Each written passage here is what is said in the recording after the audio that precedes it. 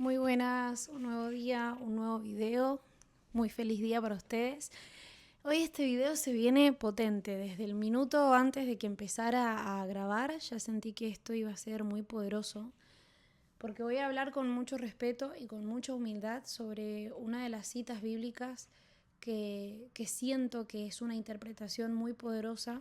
De hecho, esto yo lo vengo reflexionando hace meses y bueno, hoy me volvió a tocar en la lectura y quiero discernirlo con vos para nuestra vida cotidiana y obviamente en la búsqueda de que esta sabiduría sirva para nuestro día a día, porque realmente esto es un manual de vida cuando lo sabemos ver.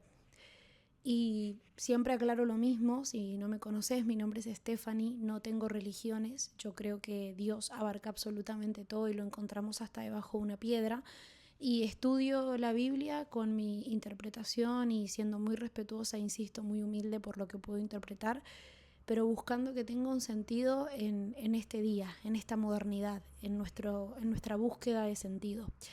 Y bueno, hoy me tocó una cita muy especial que primero pasa de Mateo 26, desde el versículo 3 hasta el 9. Perdón, ya estamos en Mateo 27, claro, dije qué pasó acá. Mateo 27 desde el 3 al 9. Y habla de la muerte de Judas, justamente. Te lo voy a leer, dice: Entonces Judas, el traidor, viendo que lo habían condenado, se arrepintió y devolvió las 30 monedas a los sumos sacerdotes y ancianos, diciendo: He pecado entregando a un inocente a la muerte. Le contestaron: ¿Y a nosotros qué? Eso es problema tuyo. Arrojó el dinero en el santuario, se fue y se ahorcó. Los sumos sacerdotes, recogiendo el dinero, dijeron: No es lícito echarlo en la alcancía, porque es precio de una vida. Y después de deliberar, compraron el campo del alfarero para sepultura de extranjeros. Por eso aquel campo se llama hasta hoy Campo de Sangre. Y se cumplió la profecía de Jeremías.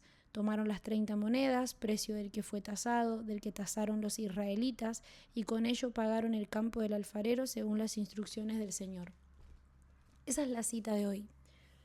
Y acá te voy a pedir que vayas paso a paso conmigo, porque hoy escribí muchísimas reflexiones al respecto y cada una me terminó pareciendo más poderosa que la otra, porque siento que es lo que podemos empezar a discernir en nuestra vida hoy, ¿sí? Lo primero que me anoté es que Jesús, o sea, tenía una amistad con Judas, era uno de sus discípulos, y creo que Judas es uno de los discípulos más mencionados de la historia. O sea, es súper loco, pero es uno de los más mencionados, porque claro, lo que hizo al entregar a Jesús, su traición, realmente fue impactante para la historia de Jesús, para la vida de Jesús y para todo lo que pasó después. Y siempre lo hemos visto de una manera despectiva, o se ha hablado de Judas en la iglesia o los lugares en los que yo he estado, por lo menos, de una manera como, claro, Judas es el peor ser humano de la tierra. Y quiero traerte esto, y es que según mi interpretación y lo que he podido leer, y no solamente en esta cita bíblica, sino también haciendo muchos estudios, Judas no entrega a Jesús porque quería verlo morir. Judas se entregó a Jesús porque él tenía planes, o sea, Judas tenía sus propios planes y sus propias interpretaciones. Y él esperaba en Jesús un Mesías político. Él quería una fuerza política que derrotara a Roma y que liberara al pueblo. Entonces, él se sentía decepcionado porque sentía que había visto a Jesús cometer tantos milagros a lo largo de ese camino en el que él había decidido seguirlo, que no entendía por qué no estaba libertando a su pueblo, ¿no? Y yo me anoté un poco esto de que, claro, es como que Judas esperaba la reacción de Jesús que pudiera revelar su poder. Entonces, de alguna manera, lo que hizo Judas fue un acto de control, un acto de pensar que sabía cuál era el camino y que sabía qué es lo que tenía que hacer. Y esta reflexión es la que yo elijo tener sobre esto, porque me doy cuenta de que Judas sigue siendo humano y cayó en una oscuridad tremenda de pensar que sabía cómo eran las cosas y tenía una perspectiva muy limitada enfocada en sus intereses personales. Y uno diría, ay, qué mala persona Judas, pero ¿cuántas veces nosotros hacemos lo mismo? O sea, ¿cuántas veces creemos que sabemos cuál es el camino, qué es lo que tenemos que hacer? Y no solo nosotros, sino que creemos qué tienen que hacer los demás, cómo lo tienen que hacer, y juzgamos toda una situación o a una persona por completo por algo que nosotros creemos que es de otra forma. Y tal vez no mandamos a matar a alguien, no entregamos a alguien para que lo maten o no lo matamos nosotros, pero sí lo condenamos. Lo condenamos a nuestro juicio y a lo que nosotros creemos que debería pasar. Y muchas veces en el afán de pensar que eso va a sacar lo mejor de nosotros, creemos que hacer las cosas de una manera nos va a permitir por fin revelar nuestro poder o que alguien revele su poder. No sé, se me ocurre cuántos padres creen que saben lo que es mejor para sus hijos y no los dejan dedicarse a lo que los hace felices y les exigen y les dicen que tienen que hacer las cosas de otra manera. Se me ocurre pensar en las parejas, que una pareja tiene un sueño emprendedor de querer volar y su pareja le quiere cortar las alas y lo quiere frenar y le dice que así no es y lo enjuicia y lo quiere llevar por otro lado, pensando que en otro lado es donde va a sacar su máximo poder y se siente la tensión, ¿no? Son ejemplos y quizás sean absurdos al lado de una historia tan poderosa, pero sigo insistiendo en que yo veo lo que hay detrás de una decisión tan profunda, porque ¿qué hace que alguien haya seguido con tanta lealtad a Jesús y de pronto lo entregue? Claramente su deseo humano de querer controlar, de querer tener resultados, de querer ver algo que todavía pareciera que no está sucediendo. Continuemos. Más allá de este afán de Judas, de querer ver el poder de Jesús revelado, el miedo, el control, ver solo hasta donde le daban los ojos, yo siento que somos todos el Judas de alguien más.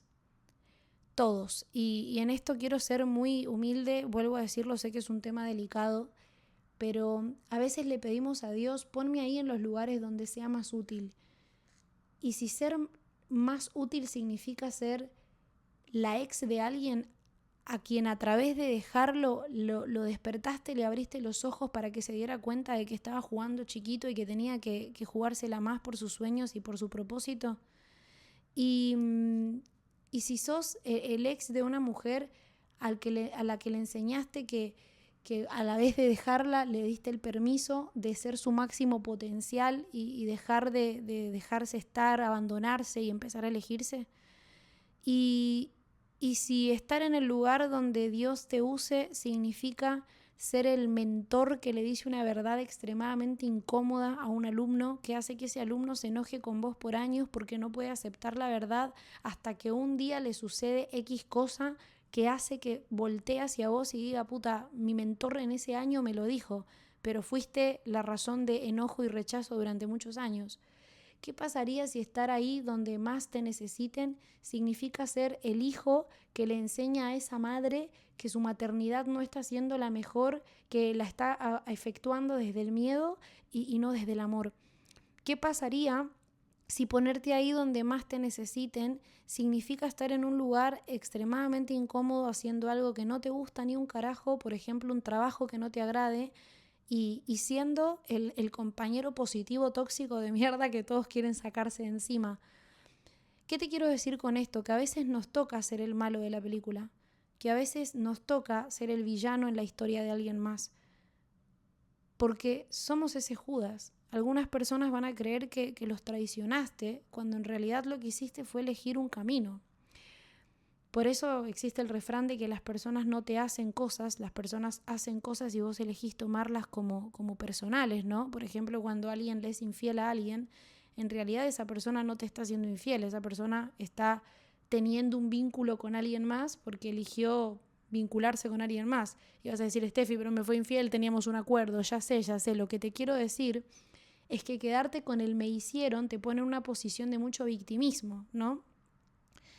Y creo que cuando entendemos que somos el Judas en la vida de alguien más, eso también nos permite comprender con más compasión la realidad humana y no enjuiciar y condenar a otros por las malas decisiones que puedan haber tomado.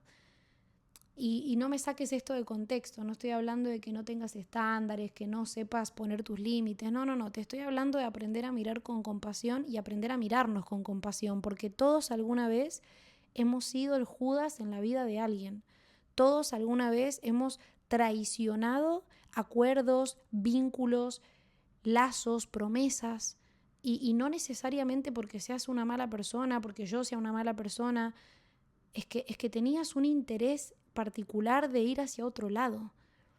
A veces nos ha tocado ser eso.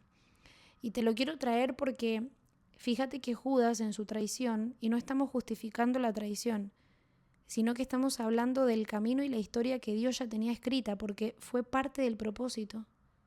Fue parte del propósito. Si Judas no lo hubiera traicionado, no lo hubieran entregado y Jesús no hubiera sido crucificado, pero eso significa que no hubiera resucitado y no hubiera subido a los cielos en la gloria y haber dado esa redención del amor, ¿no? hacia el mundo. Entonces fue parte del propósito. Fíjate que esto no se trata de que Dios necesite lo malo, pero aún en lo malo puede redimir, aún en lo malo puede sacar la nueva historia. Y por eso siento que es parte del propósito. Judas tuvo que traicionar a Jesús para que Jesús cumpliera su propósito. Y muchas veces hay personas en tu vida que tienen que aparecer con algo malo, entre muchas comillas, para despertarte y para dirigirte hacia tu verdadero propósito. Quizás esa pareja que vos creías que iba a estar con vos para toda la vida y un día de rompe y raja decidió dejarte, te dio la oportunidad de redirigir tu destino y hoy estás con alguien que te ama genuinamente por quien sos, o quizás no estás con alguien pero estás en propósito en otro lugar o viviendo de una manera que nunca ni siquiera soñaste que podías vivir.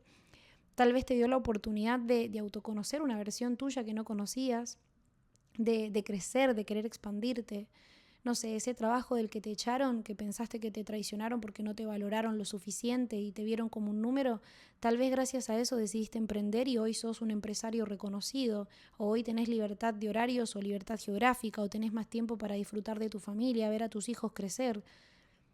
No sé, ese lugar del que te sacaron a patadas y ya no podías vivir porque se te terminó un contrato. No sé, me estoy inventando todas situaciones, ¿no? Pero siempre que creas que hay algo, una situación o una persona que te está traicionando o está traicionando tus intereses, en realidad es la vida redirigiéndote hacia tu propósito. Y fíjate que Jesús lo tenía muy claro, porque Jesús en ningún momento condenó a Judas, él lo trató incluso de amigo. Haz lo que has venido a hacer, hazlo, simplemente hazlo. Él sabía que Judas lo iba a entregar. Entonces te quiero traer eso, de que somos el Judas en la vida de alguien más y que hay Judas en nuestra vida y todas esas situaciones solamente son parte del camino y de nuestro propósito. Otra cosa que escribí, siento que lo que pasó luego, quiero que esto lo anoté porque esto fue importante entenderlo para mí. Fíjate que una vez que Judas entiende lo que hizo y se arrepiente, automáticamente va y se ahorca, o sea, devuelve las 30 monedas y decide quitarse la vida. Y acá quiero hablar con mucha sutileza, con mucho respeto, insisto por esto, porque sé que son temas delicados. Pero lo primero es notar que tanto Pedro como Judas fallaron, ¿sí? Ambos cometieron un acto en donde su humanidad, su fragilidad humana habló más fuerte. Pero Pedro decide volver a Jesús y Judas decide quedarse en sí mismo. El peso de la culpa fue mucho más fuerte que el peso del amor. Y quiero traerte esto porque hay que ser muy valiente para pedir perdón. Hay que ser muy valiente para volver y quedarse. Hay que ser muy valiente para soltar la culpa y entregarte a la transmutación del amor. Solamente basta un momento de profunda oscuridad, soledad y de una muy mala interpretación para que un ser humano tome una decisión drástica, impulsiva, que lo saque de la vida. Y lo digo con mucha compasión por el sufrimiento de todas esas personas que no ganaron la batalla interna, que no ganaron esa batalla interna y que cedieron ante su sufrimiento. que no pudieron soportar el dolor de sus errores o sus fallas o de lo que sea que los agobiaba, o de los errores y fallas ajenas, ¿no? Y siento que esta es una invitación a, si estás escuchando esto, quiero que sepas que no hay error que no puedas redimir en esta vida. No hay error que Dios no abrace con amor. Pedro volvió a Jesús. Ahí estaba Jesús para él. Vos también. No importa cuál sea el error que hayas cometido, no importa si sentís que la cagaste hasta el fondo, te lo prometo, siempre se puede volver al amor, solo se requiere que seas valiente. Te prometo que no vas a ser juzgado, vas a ser abrazado por eso. Y esto lo traigo porque siento de alguna forma que Judas se autocondenó.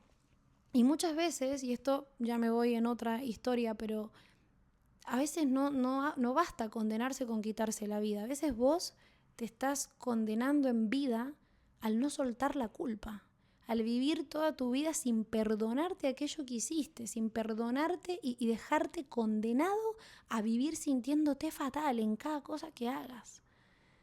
Al final, no sos ese error que cometiste. No veías el panorama completo, no tenías la conciencia que hoy tal vez tenés. Elegir amar es muy valiente, ¿sabes? Elegir soltar ese peso, hay que tener un coraje enorme. Y yo sé que si estás escuchando esto es porque Dios te está invitando a que tengas ese coraje, porque hoy es hora de perdonarte, es hora de continuar. Y quiero que veas esto. Hay que permitir que el amor tenga la última palabra. Eso me anoté. No permitas que sea la culpa la que tenga la última palabra sobre tu vida y sobre quién sos. No te definas por un acto. Sé valiente y permite el amor.